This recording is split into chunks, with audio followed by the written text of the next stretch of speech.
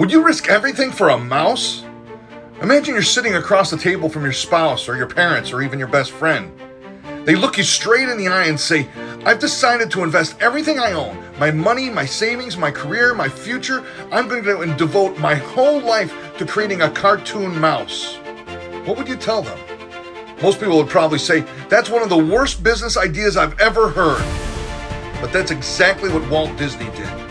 Today, Mickey Mouse is recognized by billions of people around the world and helped build one of the largest entertainment companies in history. But none of that existed when Walt first had his dream. Walt Disney wasn't born into success.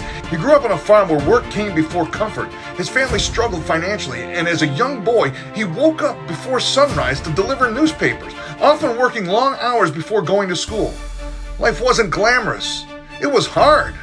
As a young man, Walt loved drawing and storytelling, but not everyone believed in him. In fact, one newspaper editor reportedly fired him because he believed Walt lacked imagination and had no good ideas. Can you believe that?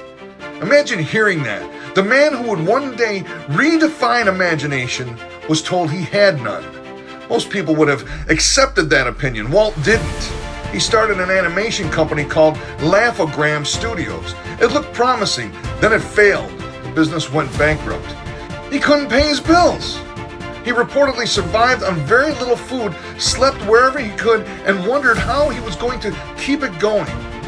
Most people would have taken that as a sign to quit. Instead, he bought a one-way train ticket to California with little money, a suitcase full of dreams, and an unwavering belief that somehow things would work out. Even then, success didn't come quickly. He created a character named Oswald, the Lucky Rabbit. The cartoons became successful finally, except there was one problem. Walt didn't own the rights to his own character. The distributor did. Not only did Walt lose Oswald, he lost most of his animation team as well. Can you imagine that? Years of work gone.